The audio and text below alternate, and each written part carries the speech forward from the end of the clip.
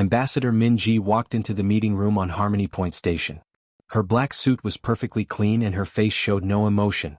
She had been doing this job for 3 months now, and each day the aliens became more demanding. The room was large and white with a round table in the center. Windows showed the stars outside, peaceful and quiet. But inside this room there was no peace at all. Commander Veltar of the Vorthak Empire sat across from her. His skin was gray and rough like stone and his eyes were yellow. Next to him sat 3 other alien representatives from different worlds.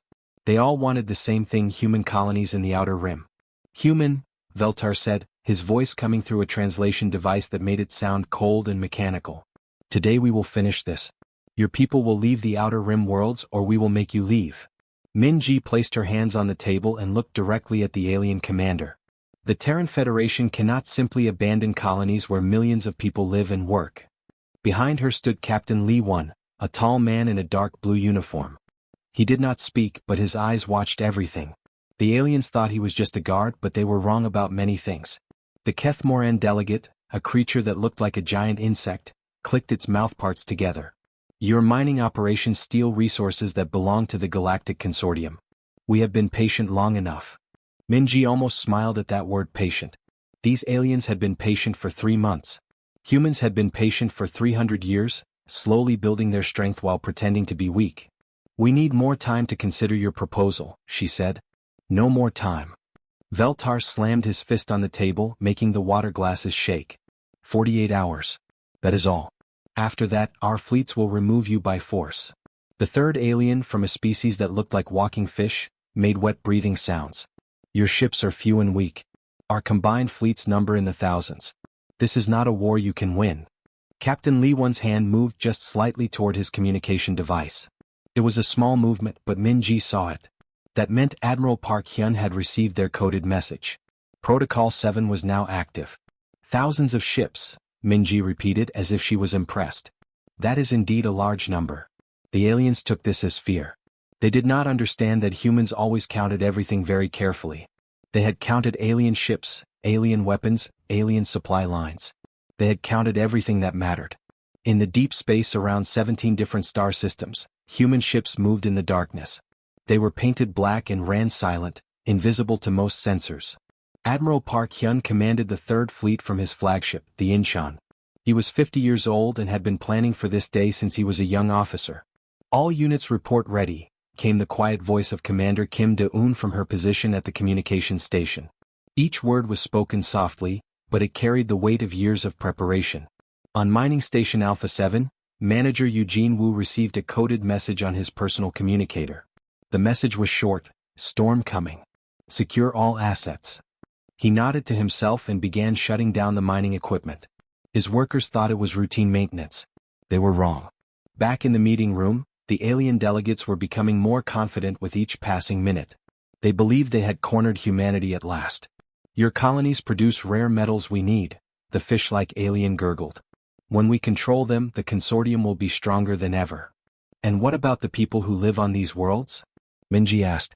They can leave or serve us. We do not care which. Captain Lee Won's jaw tightened slightly. These creatures spoke of human lives as if they were numbers in a computer. They would learn soon enough that every human life was precious to the Federation. The Vorthak commander pulled out a data pad and placed it on the table. Here are the colony worlds you will abandon. 23 planets, 41 mining stations and 16 trade outposts. All of them will belong to the consortium. Min-ji picked up the data pad and read through the list. Each name represented thousands or millions of human lives. New Seoul, Busan Station, Port Taegu, places where children had been born, where families had built homes, where people worked hard to make better lives. This is quite a comprehensive list, she said calmly. We have been watching your colonies for years, Veltar said with what might have been a smile. We know exactly what you have and where you have it. What they did not know was that humans had been watching them too. Every ship movement, every communication, every supply convoy had been tracked and recorded. The Strategic Planning Division had files on every alien commander, detailed maps of every enemy base, and exact counts of every weapon in their arsenal. I will need to discuss this with my government, Min-ji said, standing up from her chair. 48 hours, the insect alien clicked. Not 1 minute longer. As the human delegation left the room, the aliens began celebrating. They spoke loudly about how they would divide the human colonies among themselves. They had no idea that in secure rooms across human space, military commanders were receiving final orders. The storm was coming, and it would be unlike anything the galaxy had ever seen. 24 hours had passed since the first meeting, and the aliens returned to the negotiation room with even more confidence. Commander Veltar wore what humans might call a smile, though it looked more like a threat on his gray face. Ambassador Min-ji sat in the same chair as before, her hands folded neatly on the table. Captain Lee One stood behind her, silent as always. But something was different about them today, though the aliens could not tell what it was. Human Ambassador, Veltar began, I hope your government has seen reason. The insect-like Kethmoran delegate clicked its mouthparts together in what sounded like laughter. Perhaps they finally understand they cannot fight the entire consortium. Min-ji nodded slowly. My government has indeed been very active in considering your demands. The fish-like delegate made wet gurgling sounds. Good. Then you accept our terms? Your terms are quite clear, Min-ji replied. She did not say yes, but the aliens heard what they wanted to hear. Veltar pulled out a new data pad, this one glowing with official seals and signatures. This is the evacuation order. All human civilians must leave the Outer Rim colonies within 30 days. All military forces must withdraw immediately. Min-ji took the device and read through it carefully. The document was thorough and brutal. Families would be torn from their homes. Workers would lose everything they had built. Children would never see the only worlds they had ever known. You have thought of everything, she said quietly. We have been planning this for a long time, the Kethmoran boasted. Your species is predictable. You talk and talk, but you never act. What they did not know was that while they had been planning for months, humans had been planning for years. In secure bunkers buried deep underground, computers had been running millions of war simulations. Every possible battle had been fought in virtual space before any real shots would be fired. On the military base hidden in the asteroid belt, General Cho Min-soo received a coded message. 3 words, umbrella fully open. He walked to his command center where dozens of officers worked at glowing screens. Status report, he said to Major Kang So-young, his chief of operations. All fleets report ready, sir, she replied. 3rd Fleet is in position near the Vortak home system. 7th Fleet has reached the Kethmoran border. 2nd Fleet is standing by at the jump points. The general nodded. Each fleet had been moving slowly for weeks, taking longer routes to avoid detection. To anyone watching, they looked like normal cargo convoys or patrol groups. No one suspected that the most powerful military force in human history was quietly surrounding every major alien stronghold. Back in the negotiation room, the aliens were becoming more aggressive. The fish-like creature leaned forward, its wet skin glistening under the lights.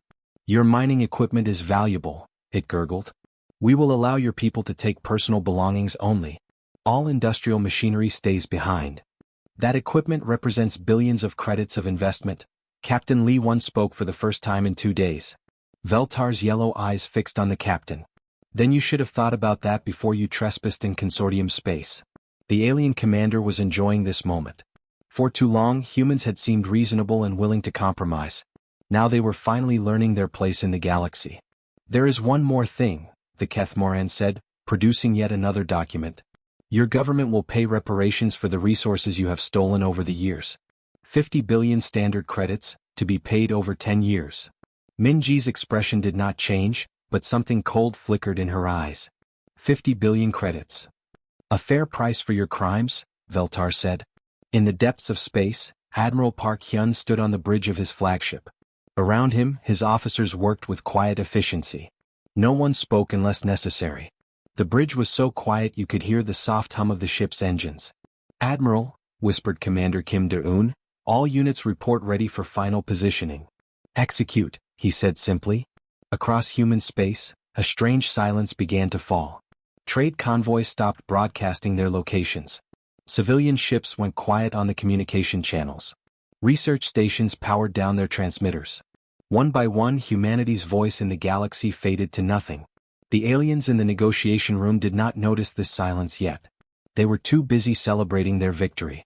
When your people leave, the fish creature gurgled, we will rename your colonies. New Seoul will become Velterra Prime. Busan Station will be Mining Platform 7. You want to erase our history, Min-ji said. What history? Veltar laughed. Humans have been in space for only 300 years. We have ruled the galaxy for 3,000. You are nothing but children playing with toys too dangerous for you. Minji stood up from her chair. The movement was smooth and controlled, but it made the aliens suddenly nervous. Something in her posture had changed. I believe, she said in a voice that seemed to come from somewhere deep and cold, that we have heard enough. She looked each alien in the eye one by one. They were surprised to see no fear there, no anger, no desperation. Just a calm certainty that made their skin crawl. My government has made its decision, Minji continued. We have considered all options very carefully. The aliens leaned forward, expecting to hear surrender. Instead, Minji picked up her data pad and closed it with a soft click that somehow sounded final. We're done talking. The words hung in the air like ice crystals. 5 simple words that somehow made the temperature in the room feel like it had dropped 10 degrees. Ambassador Minji stood perfectly still, her hands at her sides, looking at each alien delegate with eyes that showed no emotion at all. Commander Veltar blinked his yellow eyes, confused. This was not how humans were supposed to behave. Where was the begging? Where were the desperate offers to negotiate further? Where was the fear? What do you mean done talking? The insect-like Kethmoran clicked nervously. Minji did not answer. She simply picked up her data pad and placed it in her briefcase with movements that were precise and final. Behind her, Captain Lee One stepped forward and opened the door. Wait, the fish creature gurgled, its wet skin turning a darker color. You cannot simply leave. We are in the middle of negotiations. No, Minji said, her voice quiet but carrying a weight that made the aliens shift uncomfortably in their seats. We are not. She walked toward the door, followed by Captain Lee One and the rest of the human delegation. Their footsteps were perfectly synchronized, like soldiers marching. The sound echoed off the walls of the meeting room. Veltar stood up quickly, his chair scraping against the floor. Human. You will sit back down and finish these talks. Minji paused at the doorway and turned back one last time. The aliens expected to see anger or fear or some other emotion they could understand. Instead, they saw something that made their blood run cold, complete and total calm. The Terran Federation thanks you for making our position clear, she said. We now know exactly where we stand. The door closed behind the humans with a soft hiss, leaving the aliens alone in the white room. For several minutes nobody spoke. They stared at the door, waiting for the humans to come back and continue begging for mercy. They did not come back. In the corridor outside, Minji and her team walked in silence toward the docking bay where their ship waited. Other species moved out of their way without being asked. Something about the humans made everyone step aside, though nobody could explain why. Captain Lee One activated his communication device as they walked. Control, this is Delegation 7. Package delivered.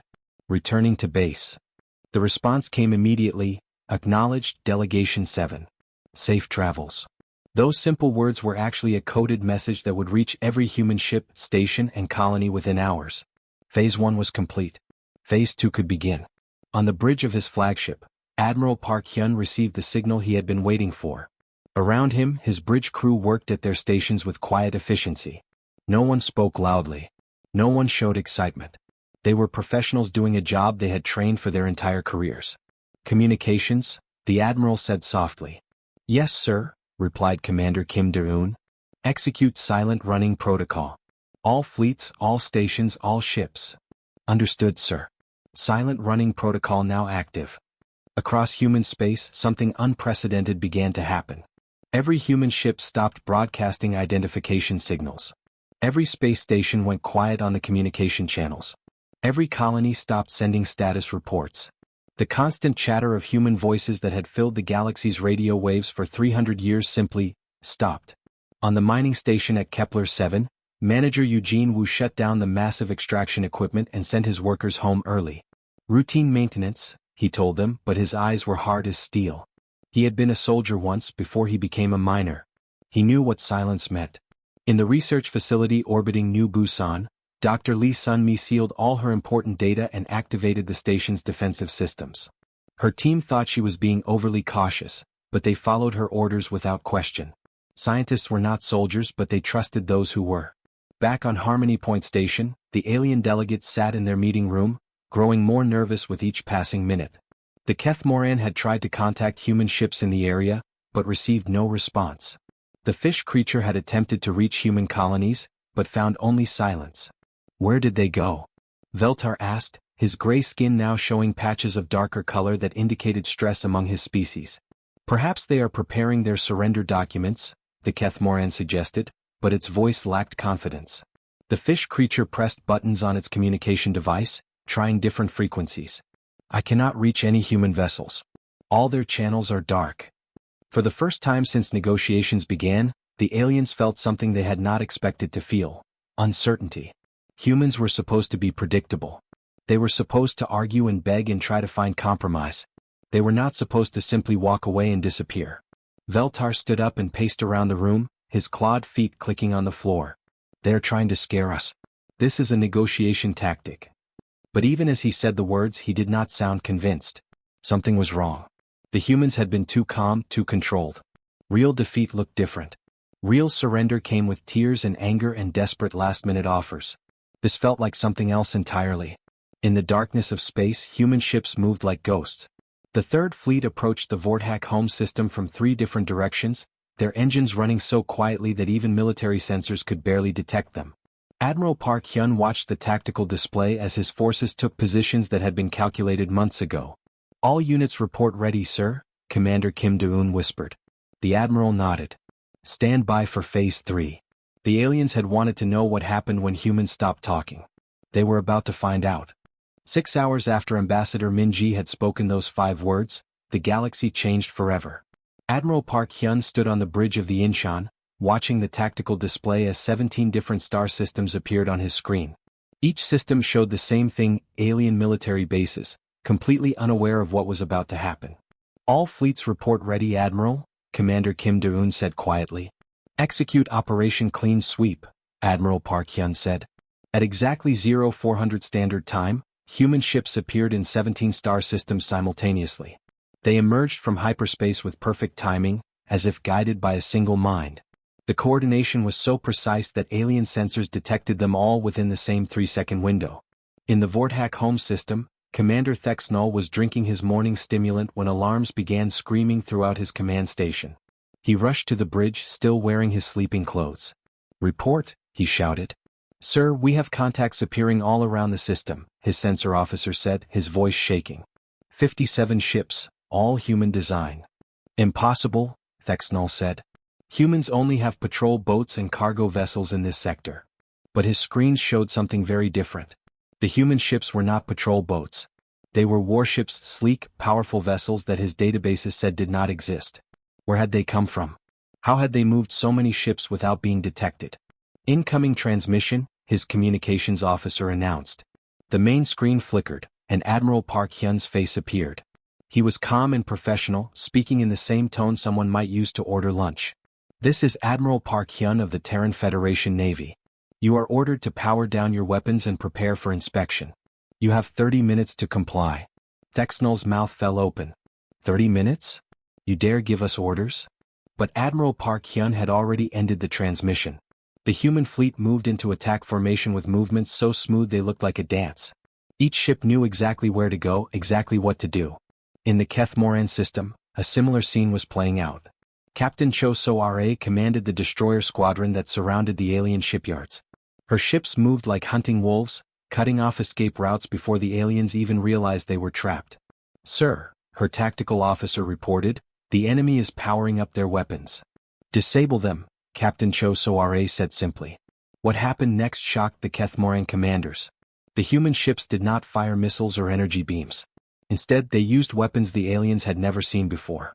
Invisible pulses of electromagnetic energy washed over the alien vessels, shutting down their computers and leaving them floating helpless in space.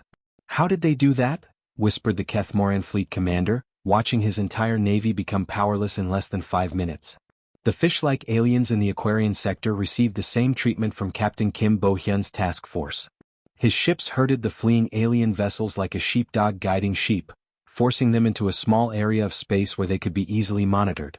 Not a single shot had been fired. Not a single life had been lost. The aliens were simply neutralized.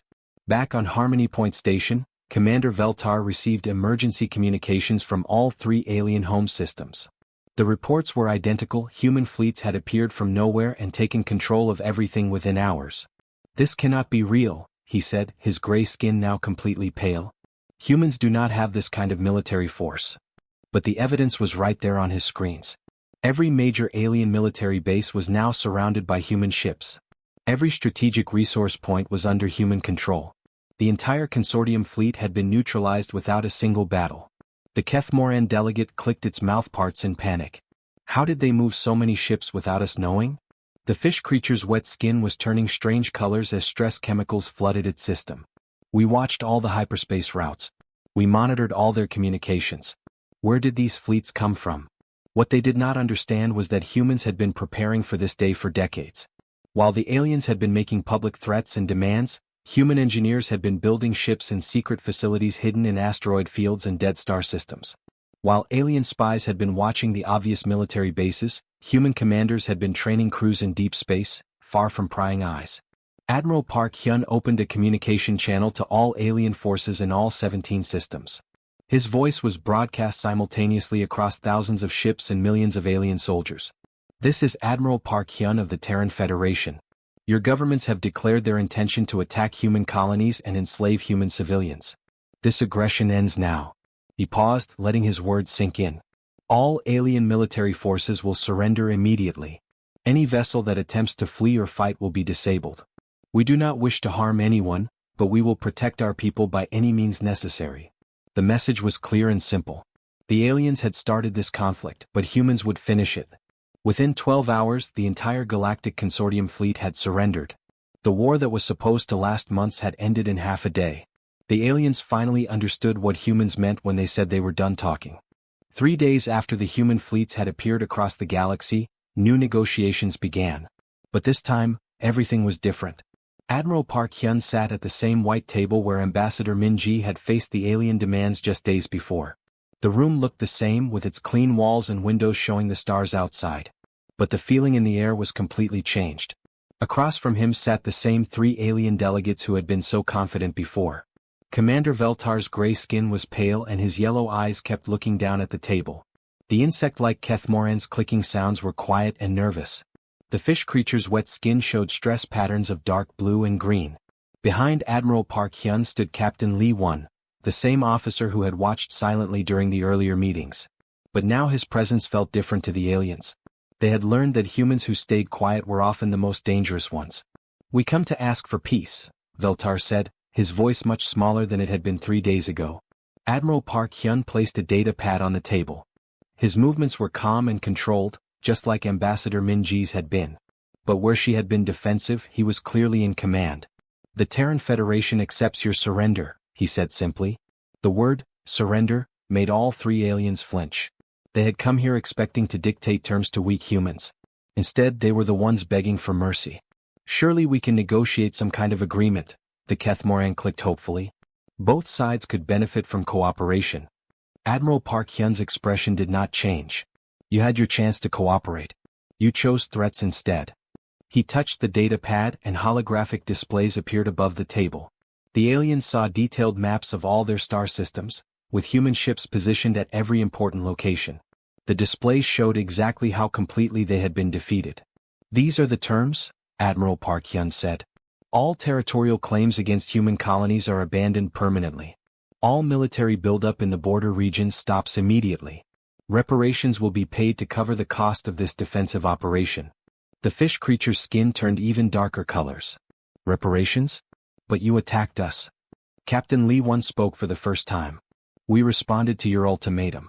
You gave us 48 hours to abandon our homes or face destruction. We chose a third option." The aliens looked at each other nervously. They remembered their confident demands, their threats to destroy human ships, their plans to enslave human colonists. Now those same threats seemed foolish and childish. "How much?" Veltar asked quietly. Admiral Park Hyun touched the data pad again. Numbers appeared in the air: the cost of mobilizing 17 fleets, the value of resources used, the expense of the operation that had neutralized their military forces. 50 billion standard credits, he said. The irony was not lost on anyone in the room. That was exactly the amount they had demanded from humanity just days before. "Over 20 years, the Admiral continued. "Interest-free as a gesture of goodwill." The Kethmoran's clicking sounds became faster and more high-pitched. 20 years? That will bankrupt our trading networks. You should have considered that before threatening our people, Captain Lee One said calmly. The fish creature leaned forward, its bulging eyes pleading. What if we cannot pay? What if our economies collapse? Admiral Park Hyun was quiet for a moment, considering the question. When he spoke, his voice was not cruel, but it was absolutely firm. Then you will learn to live within your means. The same way you expected humans to live after losing all our colonies. The alien delegates realized they were trapped. Their fleets were surrounded. Their home systems were under human control. They had no choice but to accept whatever terms they were given. But Admiral Park Hyun was not finished. There is one more condition, he said, bringing up another display. All three of your governments will establish permanent embassies on human worlds. Your ambassadors will live among our people and learn about our culture. Veltar looked confused. Why? Because you do not understand us, the Admiral said. You thought diplomatic patience meant military weakness. You thought our willingness to negotiate meant we were afraid to fight. You made the mistake of judging us by your own standards. He stood up, and the aliens automatically looked up at him like students facing a teacher. Humans do not fight because we are angry, Admiral Park Hyun continued. We fight because we choose to fight. When we said we were done talking, we had already calculated every move in the conflict that would follow. We had planned for every possible response you might make. The Kethmoran made a small clicking sound that might have been understanding. You knew we would reject your peaceful offers. We hoped you would not, Captain Lee One said. But we prepared for what we expected you would do. The fish creature's skin patterns shifted to colors that indicated submission among its species. We underestimated you. Yes, Admiral Park Hyun said simply. You mistook civilization for weakness. You assumed that because we prefer peace, we are not capable of war. He sat back down and placed his hands flat on the table. The galaxy needs to understand something about humanity. We will always choose talking over fighting when possible. But when we stop talking, we have already won the war. The alien delegates signed the surrender documents without further argument. As they prepared to leave, Veltar looked back at the two humans. What happens now? He asked. Admiral Park Hyun's expression softened slightly. Now we go back to talking. But the conversation will be very different from now on. The aliens left the room in silence, finally understanding what they had awakened. Humanity had shown the galaxy its true face, and the galaxy would never be the same.